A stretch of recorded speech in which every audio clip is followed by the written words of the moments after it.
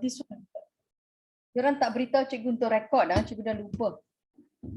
Okay, now shall we start or somebody is going for prayers? Sudah datang ke? Boleh kita mula? Zafran is here, Zafran, okay. Okay, now kita sambung balik. Okay, now so third one kita akan belajar adalah pendaftaran kebangsaan ataupun kad pengenalan. So everybody have your kita punya kad pengenalan dan sebagainya, correct or not? Now, pendaftaran kebangsaan ataupun kad pengenalan, undang-undang darurat diwujudkan bagi membolehkan kerajaan memperkenalkan sistem pendaftaran kebangsaan dan juga kad pengenalan. So mereka telah membolehkan. Why they do that? It will be easier for them to identify and also melihat siapa orang komunis dan sebagainya.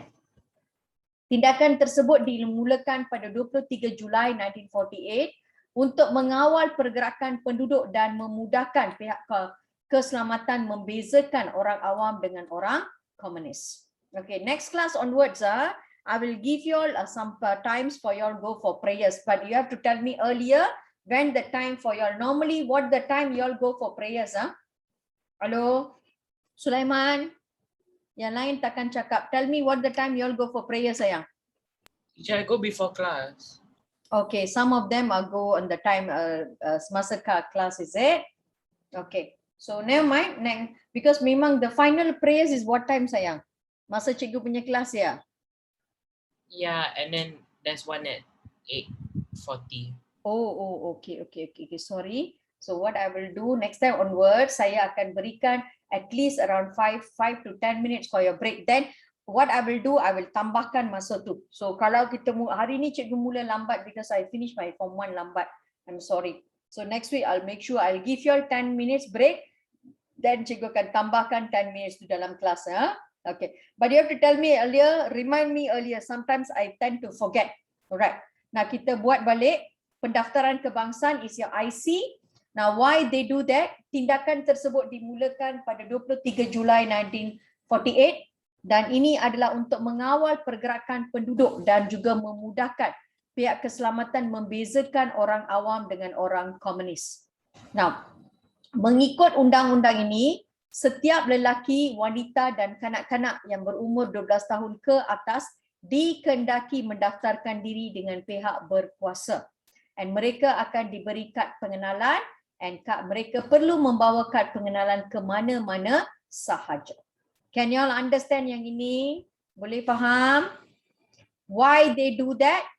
Dia adalah untuk mengawal pergerakan penduduk dan memudahkan pihak keselamatan membezakan orang awam dengan komunis. And mengikut undang-undang ini, setiap lelaki, kanak-kanak dan wanita yang berumur 12 tahun ke atas mesti mendaftarkan diri dengan pihak berkuasa.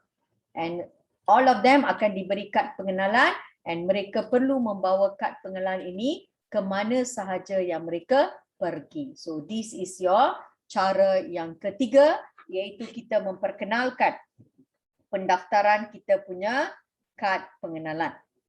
Okay, pendaftaran kebangsaan and also kita ada kad pengenalan.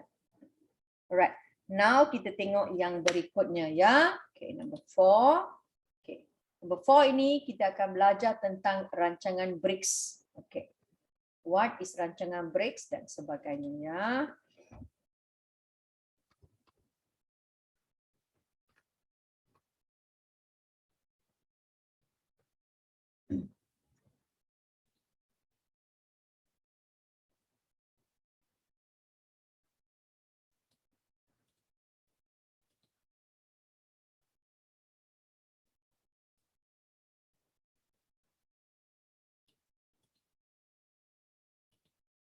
Sekejap, cikgu potong yang ini.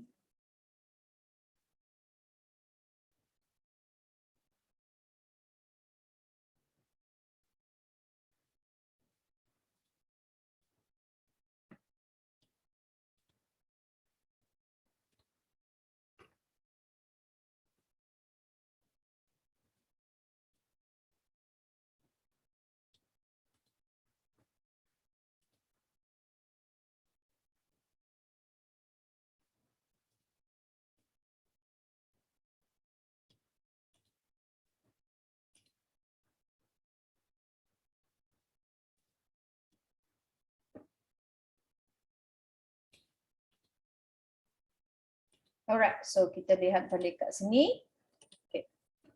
4. Nombor 4 kita akan belajar adalah tentang rancangan BRICS.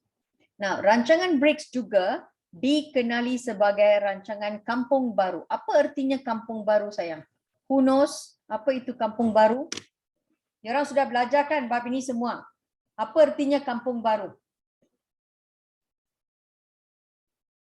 Mana itu budak Rafi, ada ke tak ada? Tempat baru. Yes, okay. Alright. Ada Rafi, you hilang, saya bunuh you. Tadi saya panggil, you missing ready. I was praying that time. Okay, prayers next week onwards we'll try to schedule. I'll give you all 10 minutes break for you all to go for prayers. Then kita akan come back and buat kelas ya. Okay. Nah, yes, kampung baru adalah penempatan baru, tempat baru ya. Nah, kampung baru telah dimulakan oleh this man. Okay. Kita tengok kat sini, beliau adalah orangnya. Okay, rancangan BRICS ataupun kampung baru dilancarkan oleh Sir Henry Gurney, iaitu Pesuruhjaya Tinggi British 1950, dan beliau juga adalah pengarah operasinya adalah Lieutenant General Sir Harold Rondon Briggs. Okay, matlamatnya adalah untuk memutuskan hubungan PKM dengan Min Wen dan berperanan untuk membekal mereka nak putuskan hubungan PKM dengan Min Wen. So because it's like this, you know, PKM dia dalam hutan. So PKM ni it's inside the jungle. So they are in the jungle. They cannot come out and get it. So what they do, PKM appointed Min Wen. Okay, Min Wen ini, they are the middle person who will go to the kampung and then they will take all the food and everything. Okay, so when PKM cannot come, the group yang menjadi helper kepada kita punya PKM adalah Min Wen. So kita punya rancangan ini because Min Wen lah akan memasuki kampung, dia ambil ubat, makan dan sebagainya. So now British are trying to cut off the Min Wen so that orang kampung tidak dikacau. So how they do that? Cikgu ulang balik. Rancangan BRICS atau kampung baru dilancarkan oleh Sir Henry Gurney semasa beliau menjadi Pesuruhjaya Tinggi British pada 1950. Dan pengarah operasinya adalah Lieutenant General Sir Harold Rondon Briggs.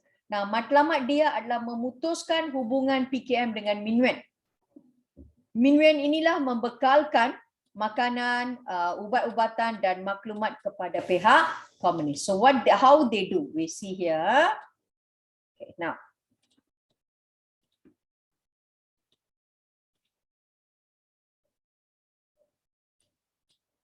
Kebanyakan ahli Min Wen. Siapakah ahli Min Wen? Mereka adalah pekerja lombong ataupun pekerja ladang. Nah, apa Min Wen buat? Memeras pegut dan juga peras ugut dan juga merompak. Mereka menjalankan kegiatan propaganda, melakukan perisikan, mensabotaj, merekrut ahli yang baru dan membantu dalam menjalankan kegiatan politik. Min Wen beroperasi pada sebelah malam dan bergerak dalam kalangan rakyat tanpa senjata api. So this is what they call Min Wen. Min Wen kebanyakan daripada pekerja lombong dan juga ladang yang telah dipengaruhi oleh komunis. And they become the middle person untuk membekalkan makanan dan sebagainya. So what Min Wen will do? Mereka akan lakukan peras ugut dan juga merompak.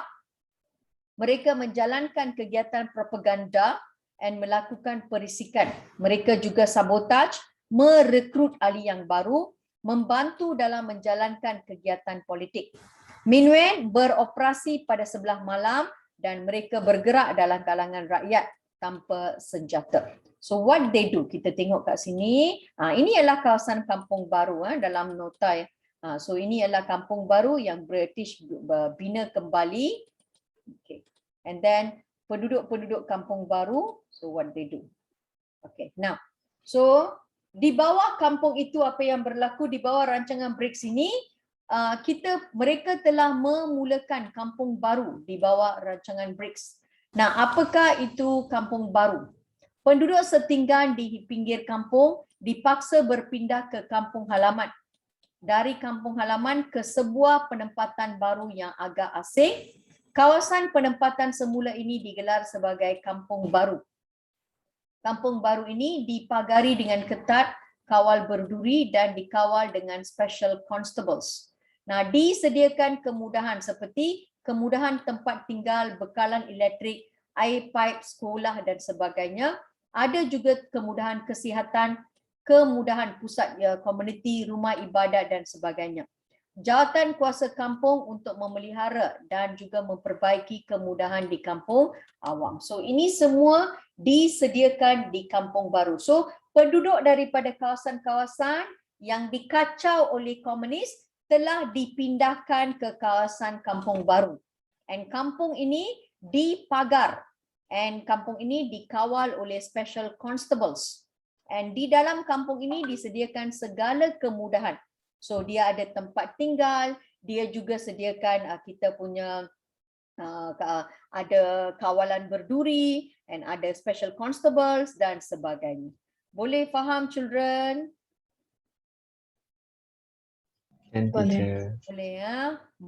Satu ekor pun tak nak cakap, that's why saya takut sekarang. Okey, tak apa, saya mula balik, kita tengok kat sini. Mana itu? Okey, ini dah. Okey, home guard dah. Okey, this one done. Okey, right.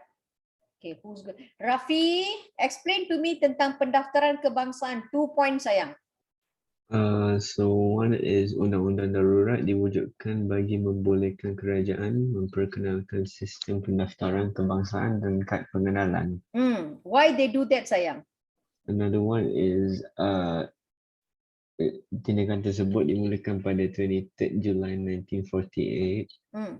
It's to mengawal pergerakan penduduk dan memudahkan pihak keselamatan membezakan orang awam dengan komunis.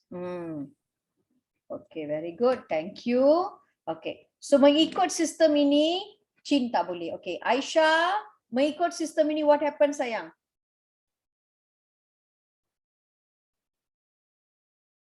Aisyah, mengikut sistem ini, kesemua mereka kena ada apa? Ada juga. Okay. Raina. Yes, teacher. Hai darling. Mengikut undang-undang ini apa dibuat sayang? Tengok, mengikut undang-undang ini what happen? I'm sorry. Mengikut undang-undang ini, setiap lelaki, wanita dan kanak-kanak yang berumur 12 tahun ke atas dikehendaki mendaftar diri dengan pihak berkuasa. Very good. And then they was given apa sayang? Kad pengenalan. Very good sayang. So kita dah tahu tindakan pengenalan kad pengenalan ini adalah untuk mengawal pergerakan penduduk dan juga memastikan pihak komunis membezakan orang awam dengan komunis. So siapa yang berumur 12 tahun kanak-kanak ke atas dan lelaki dan wanita, mereka perlu berdaftar dengan pihak berkuasa. Okay, that one we already know. Second one, kita tengok kat sini. Okay. Kita ada rancangan BRICS. Zafran. Yes, sir. Siapa perkenalkan rancangan BRICS ini? Sir Henry Gurney, Persaudaraan Jaya Tinggi British, and Lieutenant General Sir Harold Rowan Briggs. Okey, apa matlamat dia sayang? Memutuskan hubungan PKM dengan Min Yuen yang berperanan membekalkan makanan, ubat-ubatan dan maklumat kepada pihak komunis. Okay, so memutuskan hubungan PKM dengan Min Yuen. So apa Min Yuen buat? Min Yuen mendapat bekalan makanan dan wang kepada komunis. So dialah yang Min Yuen inilah yang sediakan segala-galanya. Iaitu dia memberikan makanan. As I told you just now, they are the middle person, correct or not? So mereka menyediakan makanan, mereka menyediakan ubat-ubatan, ada juga maklumat semua dia nak buat. So to cut over this Min Yuen so that dia takkan kacau penduduk here. This is PKM, this one is Min Yuen. So Min Yuen is the middle person who's breaking who's going to target the people in kampung and get all the products. So now they want to cantaskan Min Yuen ini. So that's why mereka memulakan apa? Mereka memulakan rancangan BRICS ataupun kampung baru. So apa yang berlaku di kampung baru ini, segala-galanya disediakan. Boleh fahamkah? Can understand? Halo. Boleh. Yes, Chair. Yes, teacher. Very good. Now, tadi kita dah nampak ini Min Wen ni apa dia buat. Ini adalah kampung baru. So, bila kita masuk kepada kampung baru, cikgu tangkap. Okay, now. Mana lagi saya ikut? Hari, explain to me tentang kampung baru sayang. Penduduk setinggan di pinggir hutan dipaksa berpindah dari kampung halaman ke pertempatan baru yang agak asing. Okay. Kawasan ini digelar sebagai kampung baru. Dan kampung baru dipagari dengan kawat berduri dan dikawal oleh special constables. Very good. So dia dipagari dan juga dikawal oleh special constables. What are the kemudahan yang disediakan Hari? Kemudahan yang disediakan adalah tempat tinggal, bekalan elektrik, air pipe dan sekolah. Dan kemudahan kesihatan adalah kemudahan kesihatan dan kemudahan pusat komuniti dan rumah ibadat. Dan jawatan kuasa kampung untuk memelihara dan memperbaik kemudahan di kampung baru. Very good. So segala-galanya disediakan dengan kampung baru. By doing that, mereka berharap untuk jatuhkan komunis. Can you all understand yang ini? Children boleh faham? Boleh. Okay, bagus. Now kita masuk kepada pengampunan. So kita ada tawaran pengampunan. Nah, tawaran pengampunan ini telah diberikan kepada komunis. Now we are going to look into apakah itu tawaran pengampunan. Now. Okay, now kerajaan menawarkan pengampunan kepada komunis untuk menyerah diri pada 6 September 1949. Sir Henry Gurney mengisytiharkan pengampunan kepada komunis yang menyerah diri. Cara yang digunakan, so 40 juta risalah pengampunan telah disediakan dalam bahasa Cina, Melayu dan juga Tamil. 12 juta pas pengampunan diedarkan dalam bahasa Cina, Tamil dan Melayu. And dalam radio Melaya juga setiap hari mereka menyiarkan syarat-syarat tawaran pengampunan. And poster pengampunan juga ditampal di merata tempat. Iklan dan juga wayang gambar digunakan untuk memburu penduduk, memujuk anggota komunis supaya menyerah diri. So, cikgu ulang balik. Ini adalah tawaran pengampunan yang telah diberikan kepada komunis bagi mereka menyerah diri. Okay, so ask them untuk surrender. So, Sir Henry Gurney telah mengisytiharkan pengampunan kepada komunis menyerah diri. Dia ada beberapa cara yang digunakan. Mereka ada 40,000 risalah telah dijatuhkan. Dan 12 pas pengampunan telah diedarkan 12 juta ya. Okay. Radio Melaya setiap hari menyiarkan tentang syarat-syarat tawaran pengampunan. Kita juga ada poster pengampunan ditampal di merata tempat. Dan iklan dan juga wayang gambar yang digunakan untuk membantu penduduk memujuk anggota komunis supaya menyerah diri. So this is kita punya tawaran pengampunan so that mereka boleh kembali kepada jalan yang sebenar ya. Nah, kemudian kita lihat yang ini pula. This is done.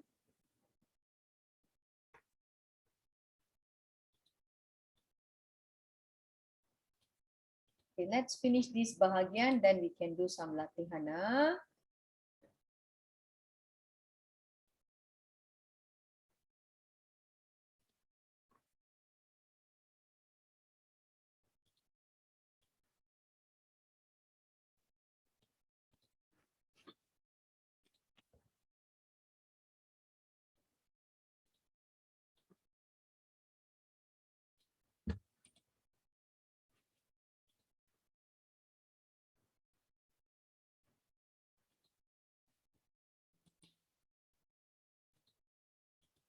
Okay, boleh nampak guys?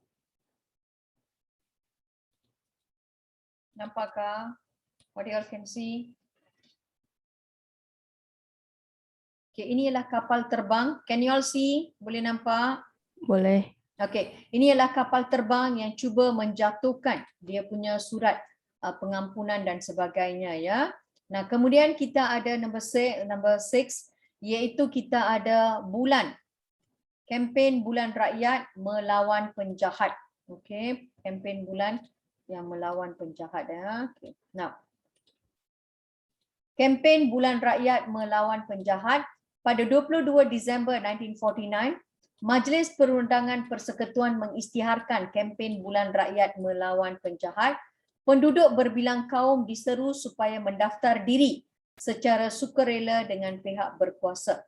Sukarela terdiri daripada lelaki dan wanita daripada pelbagai sektor termasuklah golongan profesional. Menjelang bulan Mac 1950, jumlah sukarela telah mencecah lebih kurang 435,905 orang.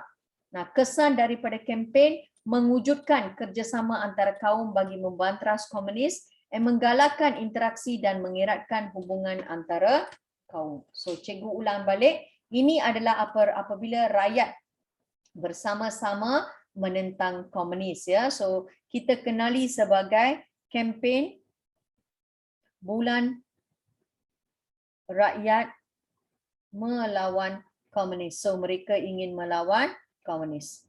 Nah, apa yang mereka buat? Majlis MPP, Majlis Perundangan Persekutuan, mengisytiharkan Bulan Rakyat Melawan Penjahat. Penduduk berbilang kaum diseru untuk mendaftarkan diri secara sukarela dengan pihak berkuasa. So, sukarela terdiri daripada lelaki, wanita, mereka daripada pelbagai sektor dan juga golongan profesional. Menjelang Mac 1950, jumlah sukarelawan telah pun mencacah satu angka yang besar, lebih kurang 400,000.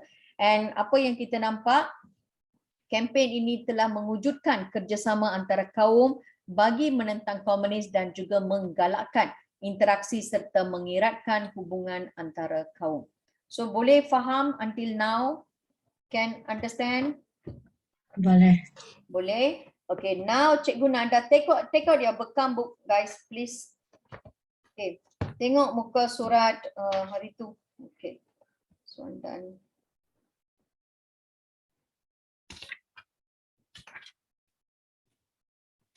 Okay, hari tu sampai mana kita buat?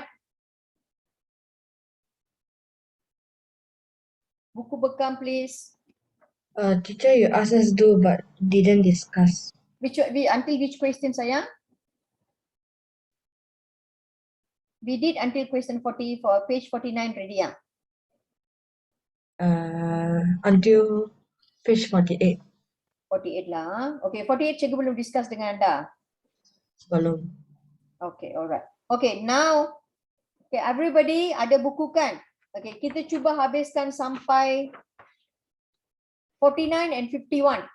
Cepat, I give you all 10 minutes. I will give you all answer from beginning. Hiromi, daripada awal sudah dapat jawapan tak? Belum saya. Daripada awal belum ah? Belum. Belum, okay. Okay guys, do it until page 50. Nanti cikgu akan ajar balik yang ini. Halo, hayo. Dunia saya sangat sakitlah dengan you orang. Okey, cikgu tuliskan kat sini.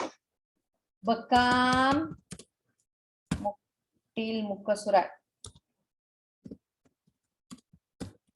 Muka surat 50.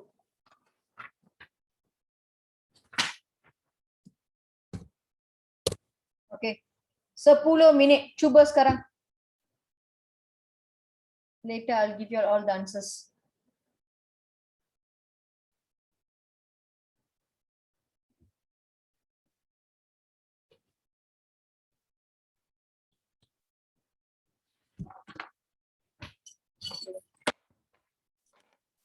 Buku bekam ah.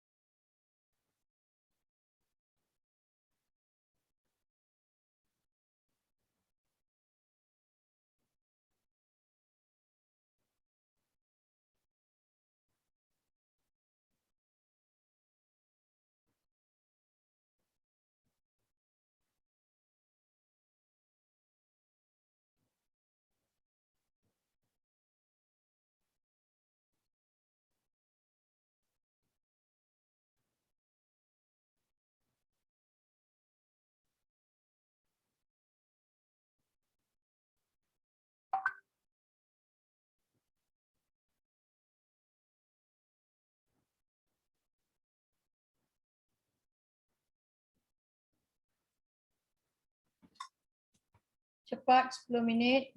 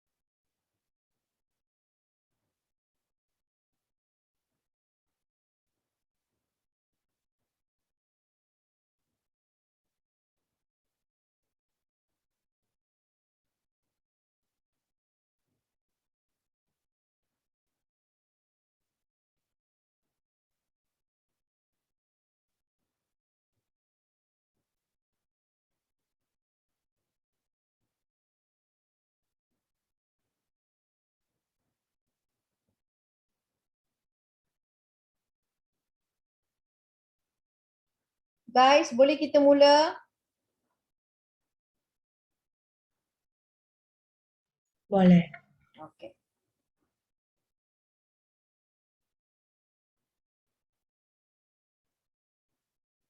Okay, now daripada awal lah. 46. Okay.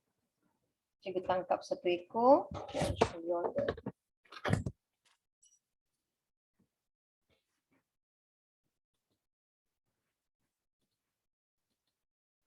Cikgu now 46, 49. yes. 46 sudah buat sayang, belum kan? Sulaiman. 46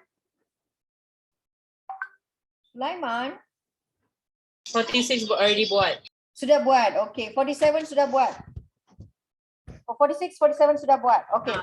Okay, 48 lah now. Betul kan? Okay, 48. Sulaiman number 3 sayang.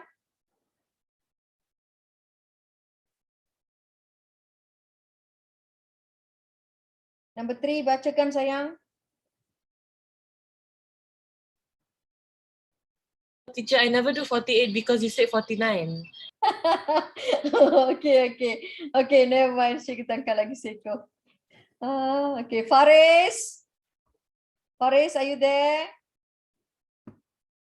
Manusia ada tapi tak nak buka mulut. Apa masalah you orang ni?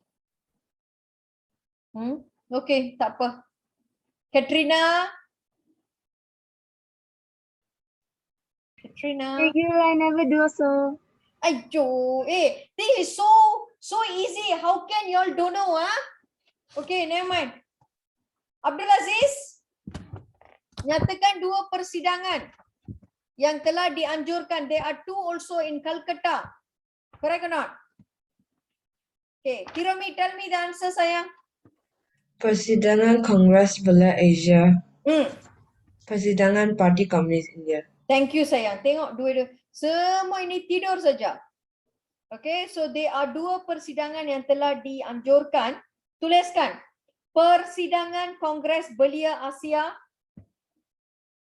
Persidangan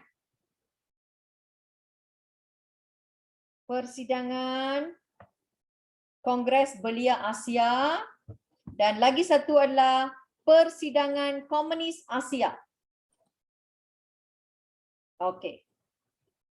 Persidangan Komunis Asia. Okay. Now, apakah yang telah dilakukan oleh jawatan kuasa? Okay. Zafran, what is the answer? Zafran.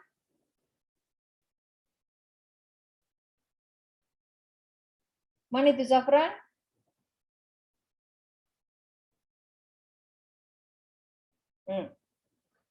What is the answer? Zafran tak ada phone. Okay. I don't know. Okay. Now. Okay, tuliskan kat situ apa yang mereka buat. Okay. Apakah yang telah dilakukan oleh jawatan kuasa eksekutif sehingga British mengisytiharkan? Okay, tuliskan. Now, mereka jawatan kuasa ini, jawatan kuasa eksekutif melancarkan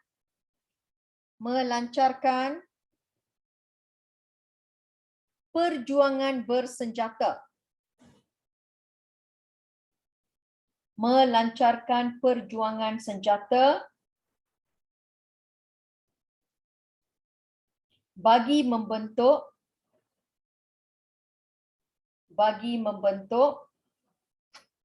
perjuangan senjata bagi membentuk Republik Komunis, melancarkan perjuangan senjata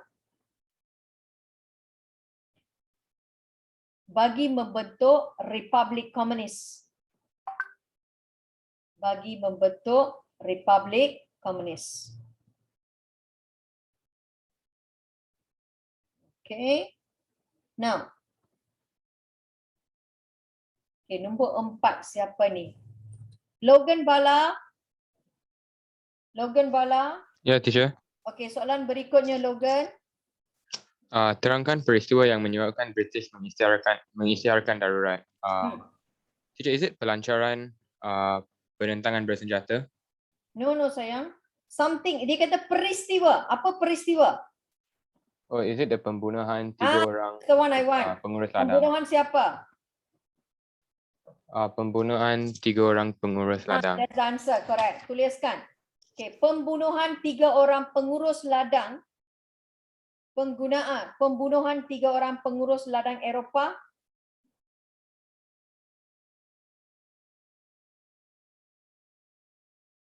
Di mana sayang? Di Sungai Siput. Di Sungai Siput Perak. Okay, di Sungai Siput Perak. Okay, right. Nah, soalan berikutnya cikgu tangkap lagi seekor. Yes, very good Chin. Pembunuhan 3 orang pengurus ladang. Now. Akil tak buka mulut. Faris takkan buka mulut. Lukman takkan buka mulut. Lukman! Tak ada juga. Okey, tak apa. Aiman. Siapakah 3 orang pengurus ladang yang telah dibunuh oleh komunis sayang? Yes, teacher, what is it? Number D. Siapakah? Very good, Kirtana, correct. Okay. Siapakah 3 orang pengurus ladang yang dibunuh oleh komunis? Kirtana, okay. Aiman, cepat sayang.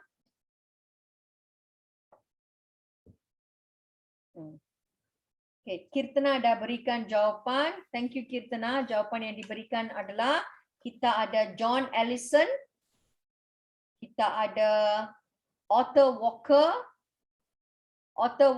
John Ellison dan juga Ian Christian.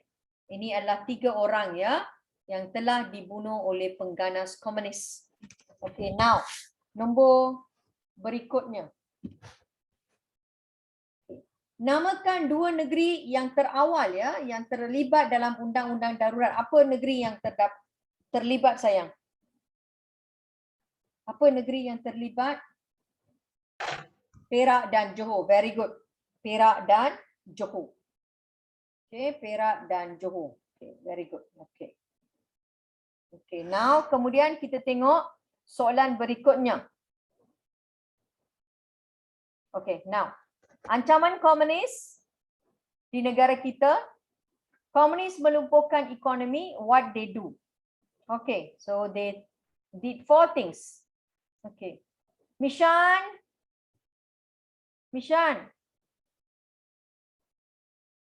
Tak ada. Okay. Hari ni.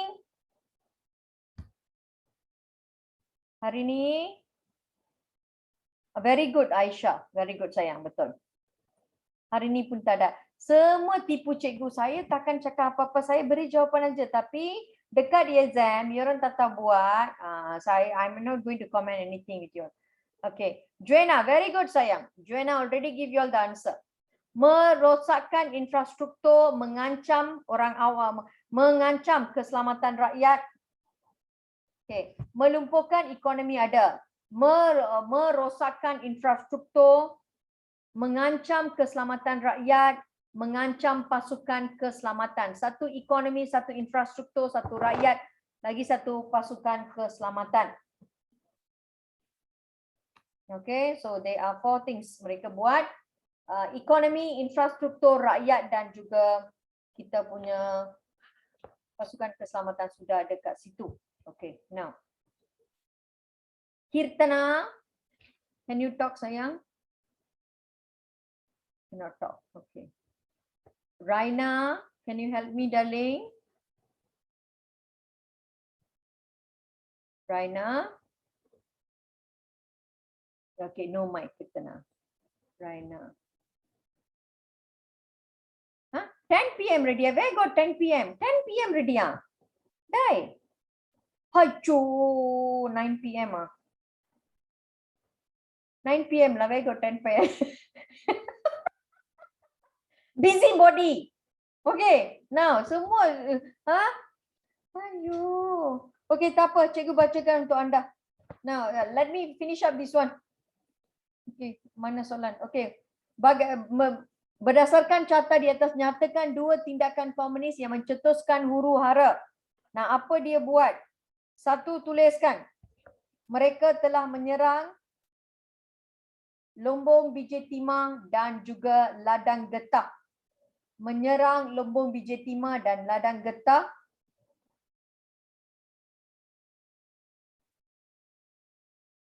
Menyerang. Oh, no. Tindakan komunis. Oh, this one done. Okay, B. Apakah tindakan yang dilakukan oleh komunis untuk melemahkan ekonomi kita? Now, same. Dituliskan merosakkan infrastruktur. Okay, what they? Okay, melemahkan ekonomi. Untuk melemahkan ekonomi, tuliskan memusnahkan Lombong dan juga Ladang Biji Timah. Lombong, Ladang Biji Timah. Lombong, Biji Timah dan Ladang Getah. Lombong, Biji Timah dan Ladang Getah. And another one, 80 Lombong, Biji Timah telah dimusnahkan because we need 2 points. Okay, now I let you all go. Habiskan because saya dah sampai muka surat 50. So siapkan sampai muka surat 50. Next week kita boleh habiskan topik ini. Bolehkah? Sekolah dah masuk bab 7 ah? Sudah belum? Sudah. Sudah, okay. Alright, so habiskan sampai muka surat 50. Next week cikgu akan sambung dan cikgu akan habiskan topik ini. Sulaiman tak tahu, tak pergi sekolah, tak masuk kelas lah tu. Hey. Okay, see you guys. Bye-bye. Take care. Thank you, teacher. Thank you, teacher. Bye, teacher. Thank you. Thank you, teacher. Thank you, teacher. Okay, sayang. Bye-bye. Thank you, teacher. Okay, darling. Bye-bye.